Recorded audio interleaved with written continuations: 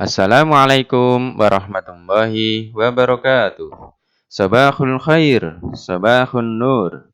Kaifa halukum? Bil khair, alhamdulillah.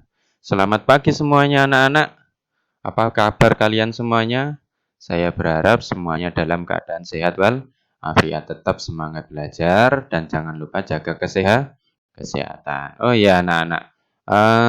Sebelum belajar, apakah kalian sudah sholat duha dan murojaah? Alhamdulillah, jika kalian sudah sholat duha dan murojaah, berarti kalian sudah isi koma. Yang belum, silakan sholat duha dulu dan murojaah terlebih dahulu agar ilmu kita lebih bermanfaat. Oke, anak-anak, hari ini kita sudah memasuki semester genap. Kita sudah akan mempelajari tema 6 yang berjudul cita-citaku.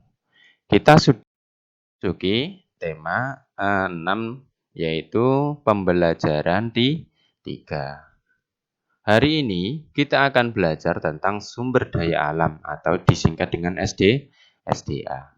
Tentunya kalian sudah pernah belajar.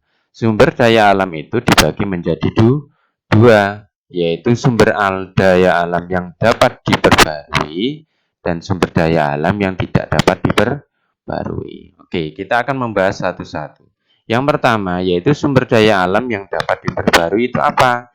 Yaitu sumber daya alam yang tidak akan habis walaupun digunakan secara terus-menerus. Akan tetapi perlu diingat, walaupun tidak habis, tetapi sumber daya alam ini bisa terjadi kekurangan atau kekeringan jika kita memanfaatkannya secara berlebihan dan terus-menerus tanpa menanggulangi atau tanpa memperbaharuinya.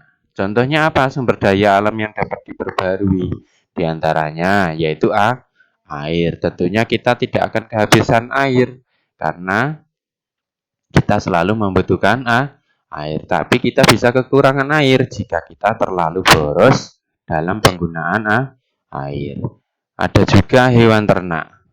Hewan ternak ini kalau kita pelihara, kita budidayakan, maka akan lestari terus-menerus. Selanjutnya ada juga tanaman budidaya seperti ini, pohon anggur ya. Ketika kita budidayakan, maka sumber daya alam ini tidak akan pernah habis. Oke, selanjutnya sumber daya alam itu dimanfaatkan untuk kehidupan manusia. Contohnya yaitu angin untuk pembangkit listrik. Di sini ada kincir angin. Di sini nanti kalau angin nanti diserap diubah melalui generator. Ada juga sungai digunakan untuk budidaya ikan dan udang. Kalau digambar di sini digunakan untuk pasar apung yang ada di Kalimantan ya. Kalau sungai di Kalimantan itu sungainya besar-besar, lebar ya, sehingga bisa dimanfaatkan untuk pasar apung. Selanjutnya ada juga jagung dimanfaatkan sebagai sumber makanan. Ada juga tanah liat yang dimanfaatkan untuk membuat gerabah.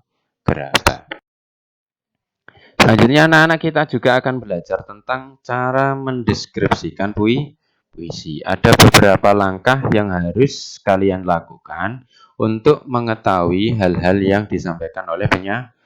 Yang pertama yaitu bacalah puisi dengan seksama. Kedua, tulislah hal penting dalam puisi. Dan yang ketiga, jangan lupa tentukan tokoh dan peristiwa yang terjadi. Yang keempat, temukan kata-kata sulit, lalu carilah kata-kata sulit apa artinya.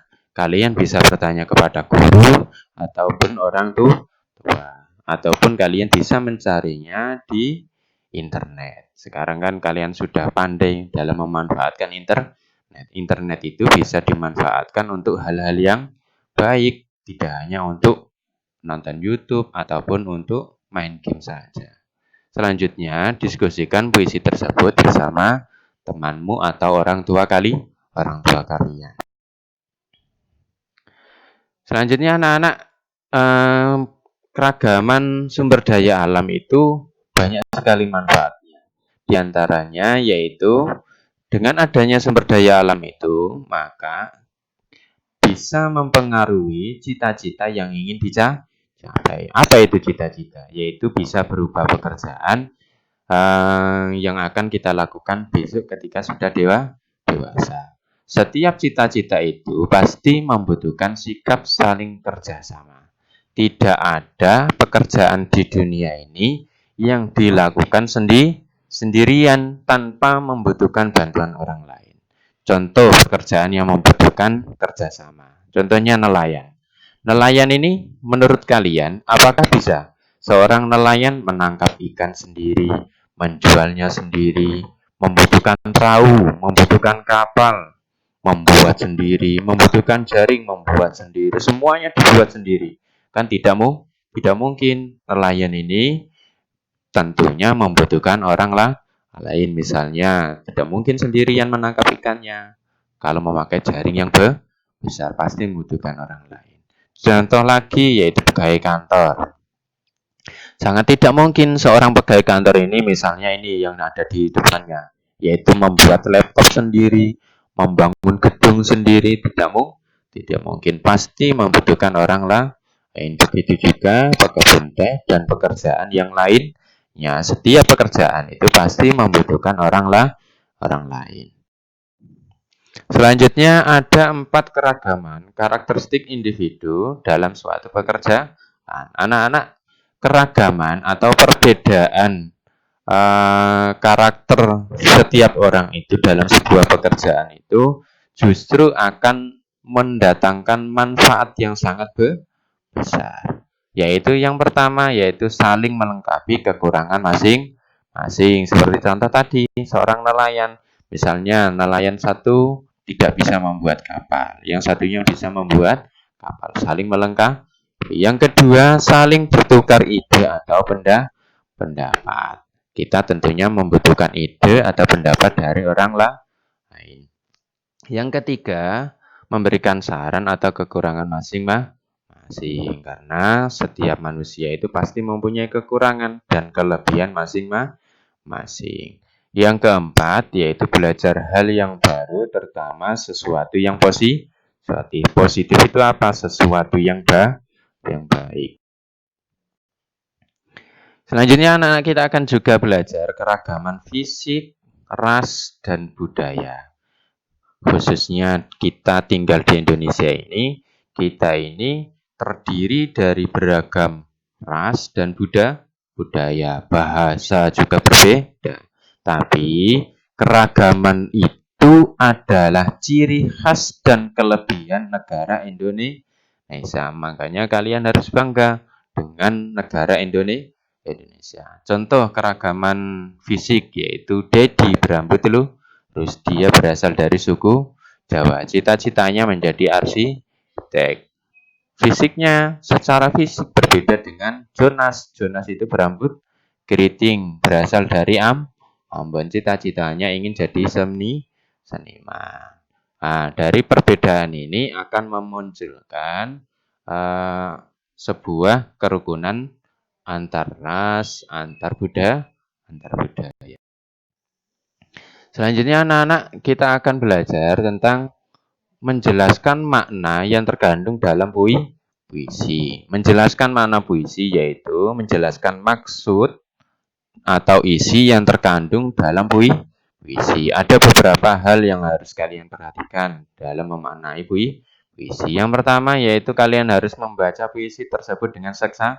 Membaca seksama itu apa? Membaca pelan sambil dipahami, tidak boleh terlalu cepat. Yang kedua yaitu bacalah setiap baris dalam bait-bait puisi dengan cermat, dengan teliti. Kemudian kalian catat pokok yang ingin disampaikan dalam puisi tersebut. Yang terakhir yaitu catatan-catatan kalian tersebut sekalian susun dalam bentuk tulisan dengan bahasa kalian sendiri.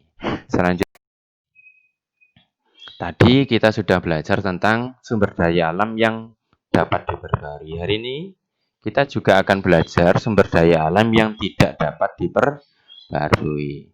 Sumber daya alam yang tidak dapat diperbarui itu akan habis jika digunakan secara terus-menerus.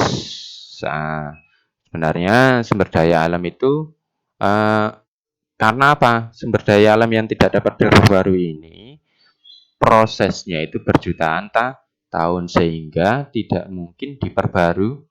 Contoh yaitu emas.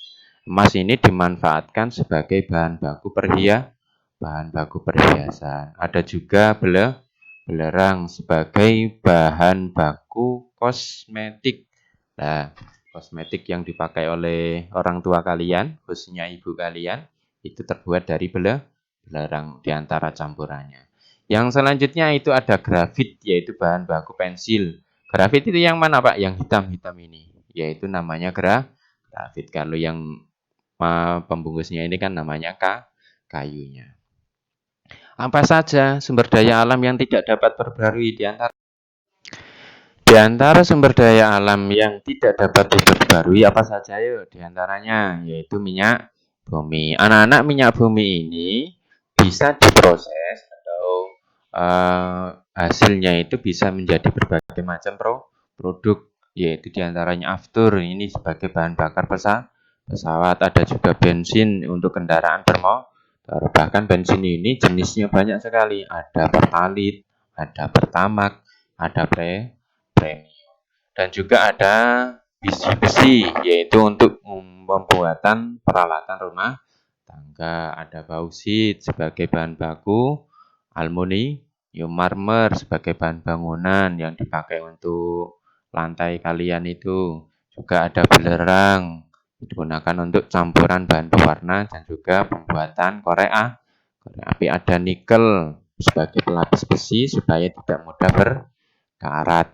Grafit sebagai pembuat pensil dan isi baterai, dan masih banyak lagi sumber daya alam yang tidak dapat diperbarui.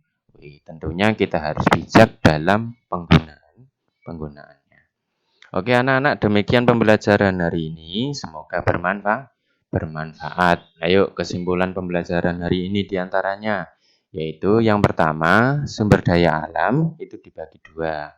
Ada sumber daya alam yang dapat diperbarui dan sumber daya alam yang tidak dapat diperbarui. Yang kedua, dalam mendeskripsikan puisi, kita harus membaca dengan sesama. Dan yang ketiga, keragaman fisik, ras, dan budaya itu adalah kekayaan kita yang harus kita jaga. Karena apa? Karena menjadikan Indonesia ini menjadi rukun dan bersatu sesuai dengan sila ketiga, yaitu persatuan Indonesia. Oke anak-anak, mari kita tutup pembelajaran hari ini dengan bacaan hamdalah bersama-sama. Alhamdulillahirabbil alamin. Ihdinas siratal mustaqim. Assalamualaikum warahmatullahi wabarakatuh.